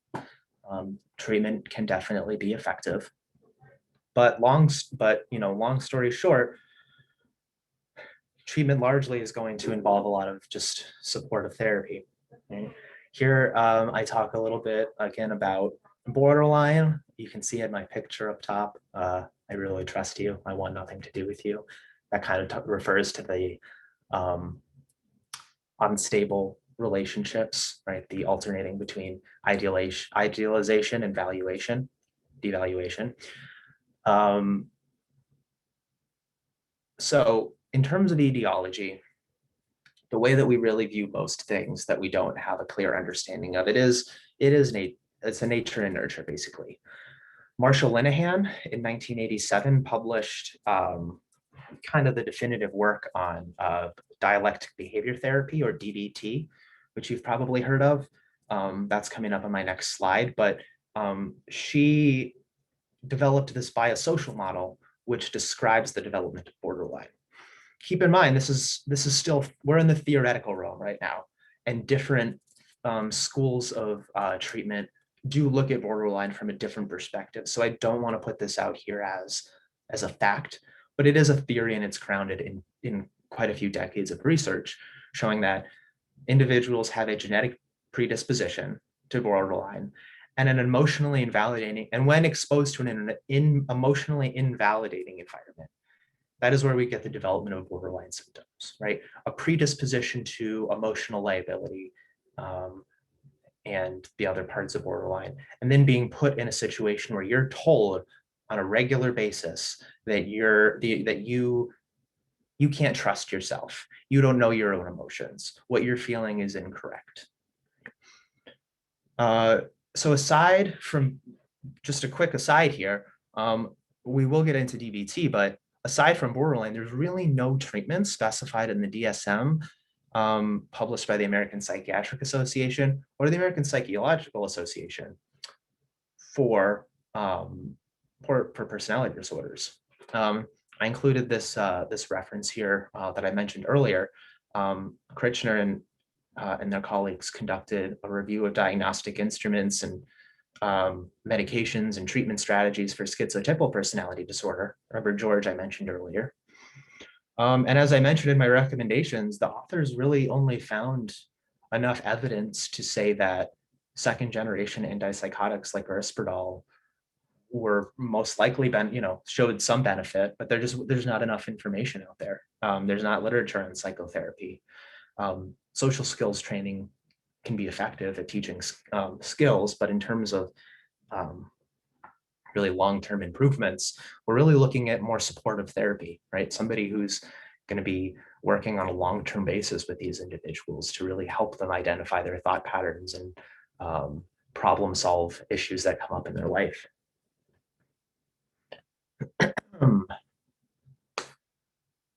Now, treatment. Treatment with regards to, I'm gonna kind of have one foot in the world of treating individuals with more typically developing individuals, as well as individuals with IDD. So we have Linehan in 1987. We have her DBT, which basically grew out of her work at an inpatient unit working with women with highly suicidal women who it later, turned out were they were borderline, but basically that's what it was developed for. However, DBT is actually extremely effective, has been shown to be very effective, not just for borderline personality disorders, but for many, which really makes sense when we think about the skills that it teaches down here. But one of the main goals, I mean, there are many that we can have, but typically my goals, think back to Brittany, right, who I talked about. We want to prevent treatment derailment. People with borderline love to, I realize I say love. I don't think that they love to do it. I think it is a common behavior that requires attention is treatment derailment, right? Attempts to try to get the treatment off its tracks, if you will. We want to try to prevent splitting. Transparency and open dialogue. For DBT to be done correctly, it's done as a large packaged treatment team, right? That's not necessarily how I do it. I think how most people do it. Being on SST, I do work on a team. I work as a psychologist with service coordinators, with QIDPs, with counselors, right, with direct support workers, with all kinds of different people, and we're on a team. And a lot of times people with borderline will attempt to split us up, right? Tell one person one thing, tell one person another thing, right? Confuse treatment, muddy the water. We prevent this with transparency. We have regular team meetings. Everybody needs to stay constantly on the same page. There needs to be a commitment to everybody working together to support this individual. We also need to provide structure in the form of expectations and limits. And this is where it's going to be a little bit different for individuals with IDD, because we have the ability to do that a little bit more. This is an area where I will probably get the most pushback, I anticipate. However, I want to call back to Brittany. So Brittany, a complicating factor in her treatment is that she is her own guardian. Okay, so she will agree to a restriction suggested by her treatment team, but she will revoke her consent when she doesn't feel like following a particular restriction. She will refuse restrictions if they pertain to things she wants. So for example, she will not agree to a certain restriction if it involves her not going on a specific outing or activity that she likes. So she's able to go on outings even if she engages in maladaptive behaviors. In a sense, she doesn't experience natural consequences because of the environment that she's in. She's often shielded from the consequences of maladaptive behavior. Now, I'm not talking about consequences as punishments, but consequences as direct contact with the result of something that you did. Right? If she steals money and orders food with a stolen credit card, she gets to keep that. She gets to keep that, and she can't be forced to pay that money back. she acknowledges that she would benefit from a guardian. She would prefer that her mother take on that role, but her mother is a bit reluctant. So a main concern is that it's difficult to provide clear structure in that way of limits and expectations because there's not a lot of contact with those. Obviously, the goal and what we're doing in terms of treatment is, as we move forward, is in trying to provide those, right? Trying to set up, make expectations and limits clear and put boundaries in place, interpersonal boundaries, but also boundaries in terms of things that you can and that you cannot do, things that are okay to do and things that are just not okay, that they're hard boundaries, right? The reason that DBT can be so effective for a whole host of issues, not just borderline, is because really at its core, the goal of DBT is we're teaching skills to regulate and tolerate distressing emotions and improve social skills. And at the end of the day, a lot of disorders that you could pull out of the DSM-5 at their core, in some way or another, involve difficulty tolerating, sitting with, experiencing, or interacting with distressing negative emotion in some way, right? These four main skills components of DBT: distress tolerance, right? Distress tolerance, this helps clients cope with painful events by developing resiliency strategies, new ways to soften the effects of unsettling circumstances. Mindfulness, this helps clients experience more fully the present moment, right? Instead of focusing on all the stuff in the past, frightening possibilities about the future. Provides tools for overcoming habitual negative judgments about oneself and others. Emotion regulation skills can help clients recognize what they feel, right? But also observe each emotion without getting overwhelmed by it. So the goal is to be able to modulate or modulate one's feelings without reacting, right? Without being destructive. Interpersonal effectiveness is also huge. Interpersonal effectiveness is the belief, it offers tools to help clients express their beliefs and needs, set limits, negotiate solutions to problems, all while protecting their relationships and treating others. So as you can see, these skills were all really targeted, at least I hope you can see that, how these skills were very targeted at the symptoms of borderline personality disorder, because of, relationship issues, challenges regulating emotions, and, being present. So the challenge with DBT is, as a package, and I say as a package, meaning as a treatment package, as an overall therapy, it can be very overwhelming.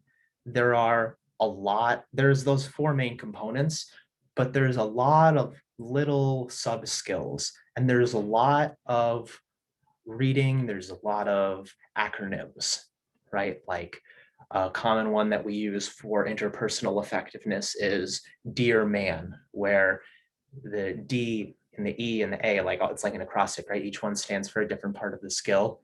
I'm not going to go through it right now, but right, it's chock full of stuff like that, which just requires a certain level of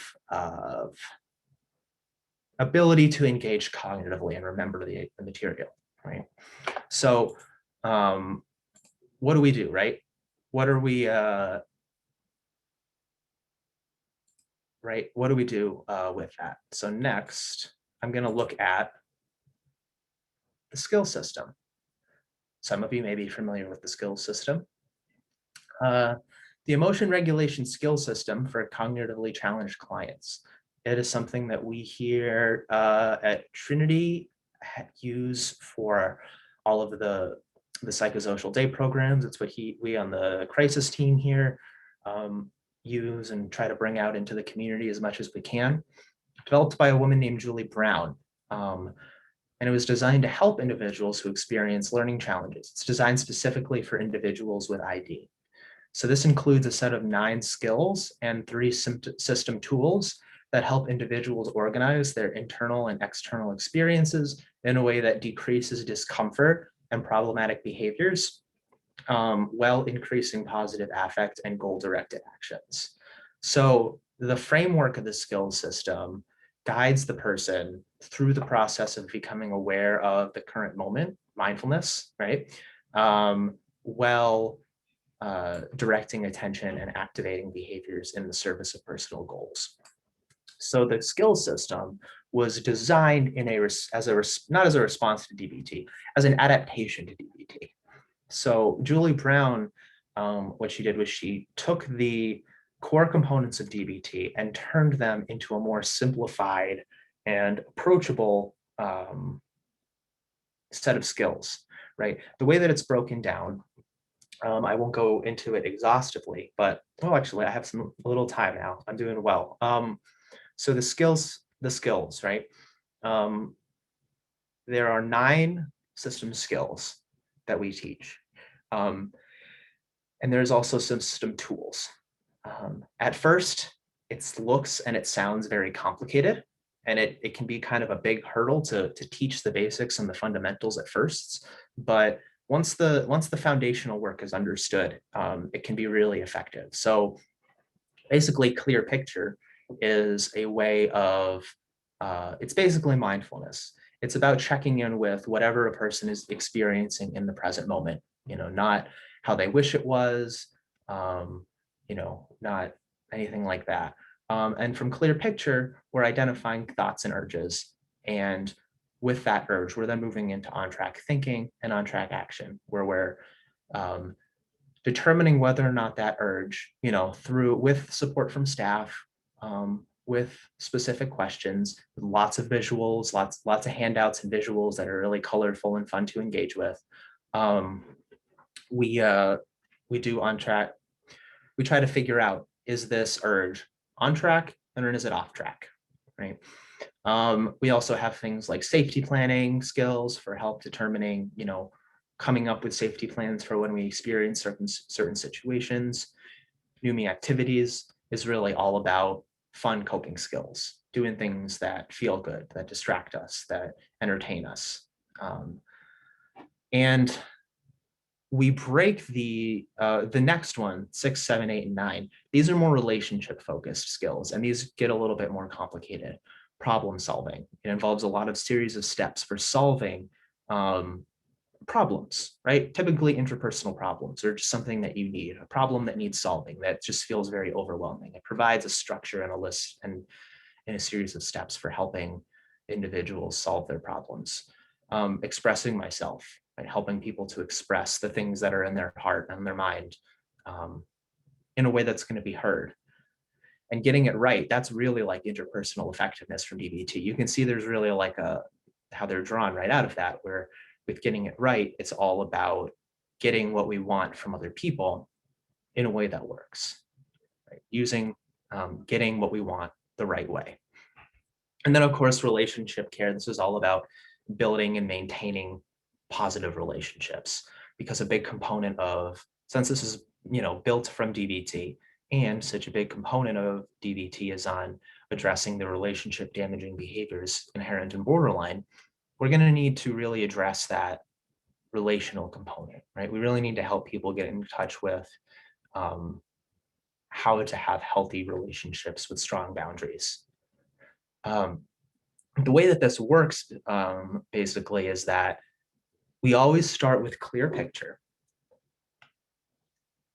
This clear picture helps the individual to really assess what's going on with them emotionally, what's going on with them, what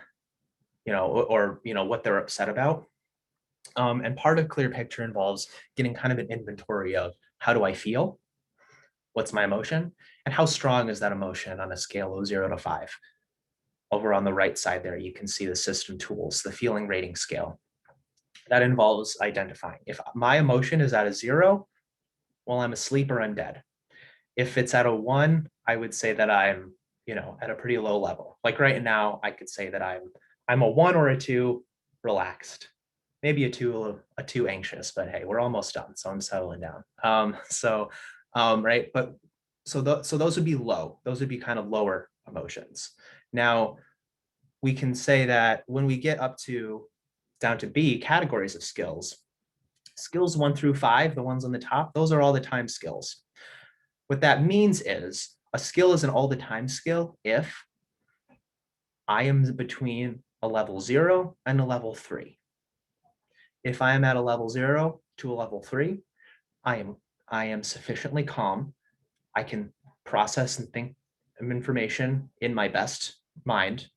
I can have a two-way street conversation, right? I can express things to you, you can express things to me, and I can hear them, right? So those are all the time skills, meaning I can do, so all the time ones, meaning I can do all 1, 2, 3, 4, 5. I can also do 6, 7, 8, and 9, as long as I am between a 0 and a 3. Okay. We call the ones on top all the time skills because I can do number 1 through 5. I can do clear picture, on track thinking and action, safety plan, and NUMI activities if I'm at a level 4 or if I'm at a level 5, if I'm really upset.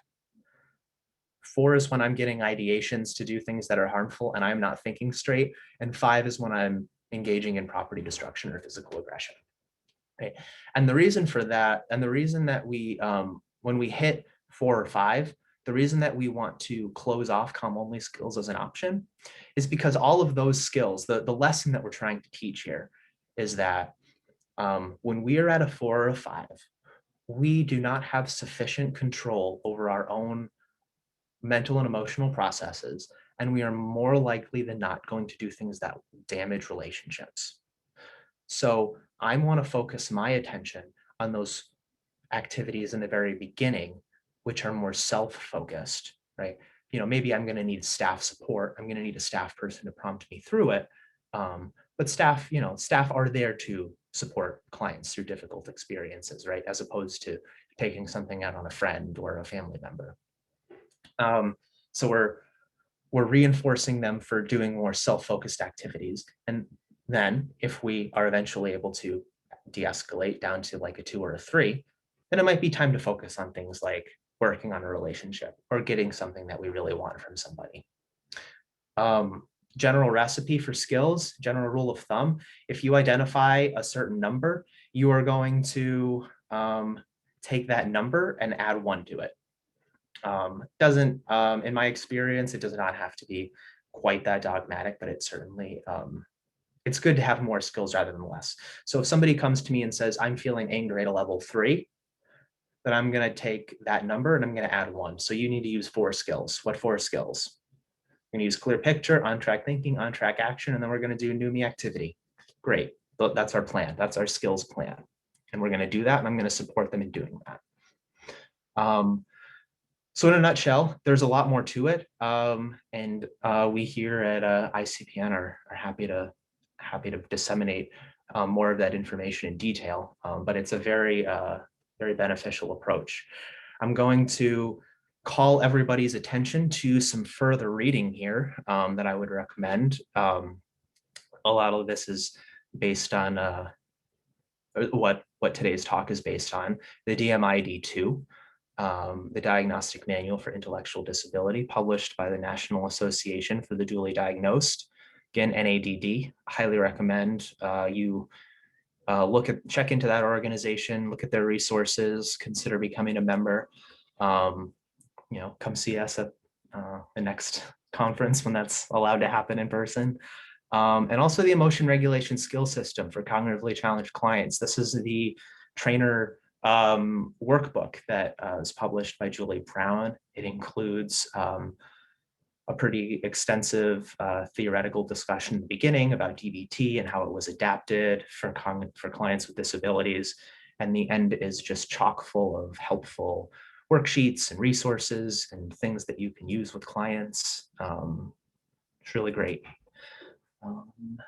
And with 5 minutes to spare, I come to the end of my presentation. Yeah, so many. That's perfect timing. Yeah, thank you. You did great. Thank you so much. We had a couple of questions, and I think most of them you answered. People did have some questions about the skill system, and I told them they could go ahead and email me, and I could connect them with you or Mike Jersey just for more questions on the skill system. Do you have any recommendations if an agency feels the skill system is too complex, if they don't have enough clinicians or anything on staff? Are there pieces such as mindfulness or regulation or things like that that they could start incorporating or they could start learning about more that you would recommend? Yeah, absolutely. So, I think starting with the more basic skills in the beginning, right? Like um, clear picture. Clear picture is basically mindfulness in a sense, right? We're helping the individual to identify what's going on with me in this moment, right? So we're trying to help build the skill of, instead of reacting, to stop and to reflect, like what's going on around me, what am I feeling, what am I thinking? And then from there, we move on to on track thinking and on track action, which basically is just helping an individual to, I'm identifying how I feel. Okay, this is how I feel in this moment. This is why I'm upset. Um, I have an urge to do something about it. What do I do with this urge? So I think starting with really with that like building of awareness can be really helpful. And the new me activities portion is often when we say, we are encouraging clients to use coping skills, right? When we say, go use your coping skills right now, what we're talking about usually are things that fall under the umbrella of new me activities. New me activities are about like four different categories of just activities that help the individual either distract from a stressful situation, focus their attention more on something else, right? Just or have fun. So I think those parts can be very helpful. Um, if you're looking more at um, helping individuals to work through conflicts with others, right? You can pull in that relationship care skill and parts of the relationship care skill. Um, you don't necessarily, there's definitely the skills recipe where we're going to say like, you identify how you feel, and now we're going to sit down and we're going to identify this many skills, and this is how we're going to use it. I mean, I'll say frankly, in real life, it doesn't often happen that way. We're usually using the skills that we think are going to be most helpful in the moment. Um, and that's also appropriate. Sure. Yeah, I think it's a little bit of a misconception. When people see the skill system, they have to just like just take this huge concept and put it in their agency versus just starting at the beginning, just incorporating Yeah. some of the things, learning about it. So it looks like a lot of people are interested in that. So again, I put my email address in there. Just reach out and we'll connect you guys if you guys want more information on the skill system, or if you have other questions for Tyler that you have, we can connect you to him as well. Absolutely. So I'm happy to receive questions. Any, I didn't leave a lot of time. I apologize. So if that's anyone okay. has any questions I didn't get to, please reach out. Awesome. Well, I think that's it. Again, if you guys give the 10 to 14 business days to receive your continuing education, that will come to you via email, the email address that you provided when you registered. If you don't receive it, reach out to Jenny. And we have many more trainings posted, and we're going to repeat this one again. So if you want to listen again, or if you have other coworkers that would like to attend, just jump on icpnnews.com and you can hang out with Tyler and I again next month. So thanks everybody. And thank you so much, Tyler. You did excellent. Thanks. Thanks everyone Bye for coming. everybody.